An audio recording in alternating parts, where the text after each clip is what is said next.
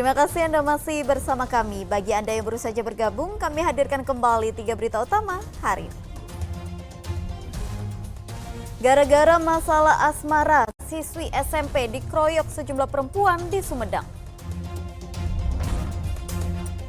2 remaja tersengat aliran listrik saat mencari ikan di pinggir Waduk Saguling di Kabupaten Bandung Barat. 1 korban masih belum ditemukan. 2 remaja yang masih duduk di bangku SMP di Karawang meregang nyawa usai berpesta minuman keras.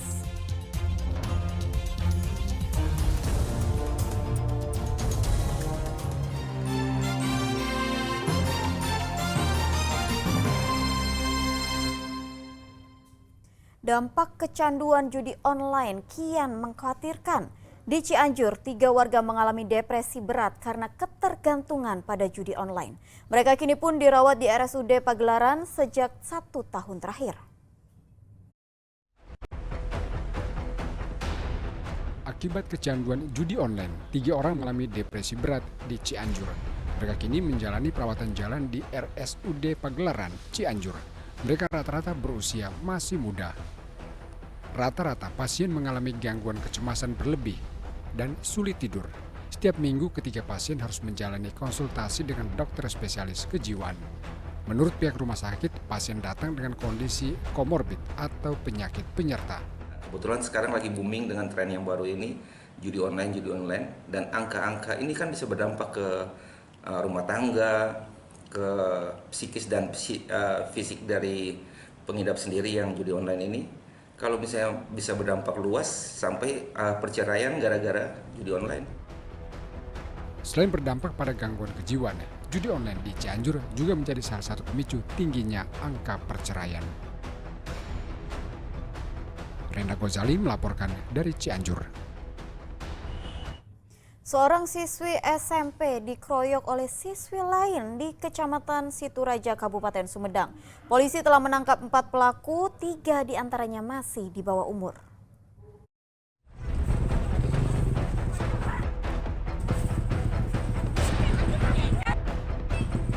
Diduga karena urusan asmara, seorang siswa SMP dikeroyok beberapa orang perempuan. Mereka saling pukul dan menjambak rambut satu sama lain, disertai dengan lontaran kata-kata kasar dalam bahasa Sunda.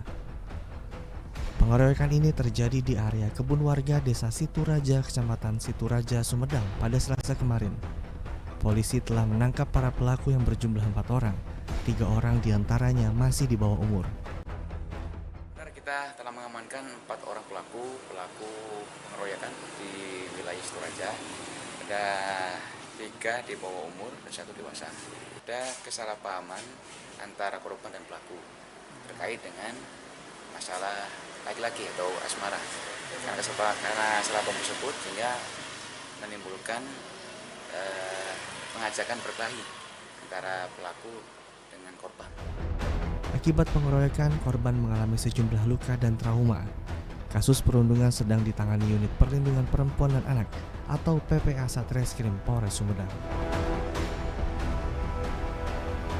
Agun Gunawan melaporkan dari Sumedang.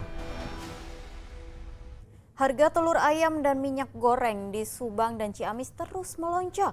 Kenaikan harga telur dipicu mahalnya pakan ternak.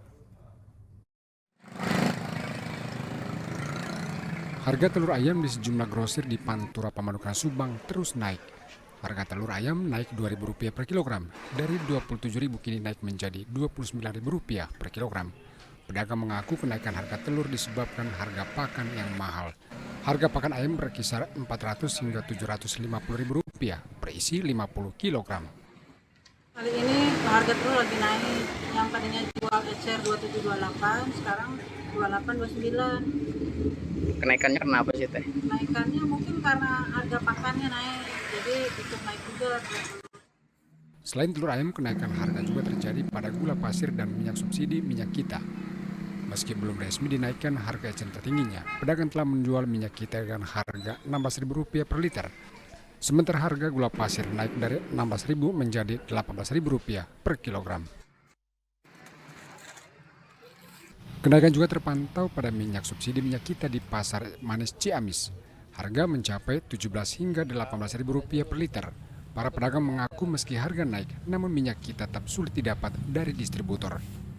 Harganya gimana Pak? Naik lagi atau seperti apa? Lumayan, Naik lagi. Harganya berapa sekarang? harganya 17. 17 per kilo. Kenapa Bapak nggak beli minyak kita atau apa gitu? Apa sama aja atau gimana? Lebih mahal, Pak. Oh, lebih mahal ya. Para pembeli kini beralih menggunakan minyak curah karena harga lebih murah. Sekarang lagi menurun, Sepi ya Pak ya? sepi. Kenapa ini Pak? Daya beli masyarakatnya sekarang lagi kurang, Kurang ya. Memang harganya gimana Pak ini Pak? naik ya. Naik terus. Oh, Tahun kemarin naik. oh gitu. Kalau minyak kita sendiri seperti apa Pak? Minyak kita itu susah dapatnya. Susah dapatnya. Pasokan minyak kita di Ciamis juga makin langka sehingga menyulitkan para pedagang. Jenderal Arifin dan Eko Setiabudi melaporkan dari Subang dan Ciamis. Seorang petugas pemutakhiran data pemilih atau Pantarli di Kota Bogor harus berjuang melakukan pencocokan data untuk pilkada. Ia melewati jembatan bambu yang licin dan medan yang sulit untuk sampai ke rumah warga. Petugas Pantarli di Kota Bogor tidak hanya mencocokkan data, mereka juga harus berjuang melewati jembatan bambu yang licin dan berjibaku dengan medan yang sulit. Hal itu semata-mata dilakukan agar warga bisa menyalurkan hak suaranya pada pilkada serentak nanti. Tintin salah satunya. Ia tak kenal lelah mendatangi satu persatu rumah warga. Meski beresiko, pekerjaan yang sudah menjadi tanggung jawabnya tetap dijalankan. Datang tuh melewati jembatan cuma bambu saja, cukup licin juga. Tapi rasa takut ada ya Bu ya? Pasti rasa takut tuh ada, apalagi saya tuh seorang perempuan ya. Jalannya yang benar-benar sangat harus hati-hati banget. Petugas Pantarli akan mencocokkan data warga dengan data yang sudah mereka miliki sebelumnya. Petugas memastikan data tersebut masih sama. Dengan KTP KK-nya rumah warga tersebut, apakah nantinya ada perubahan atau tidak. Jadi untuk memastikan saja ya data yang kami pegang dengan data yang dipegang warga itu cocok. Ya, makanya ada proses coklit sebenarnya pencocokan dan penelitian. Usai melakukan pendataan, petugas Pantarli kemudian menempelkan stiker di depan rumah warga sebagai bukti. Sementara jumlah pemilih pilkada di Kota Bogor sebanyak 818.302 orang. Iwan Kurniawan melaporkan dari Kota Bogor.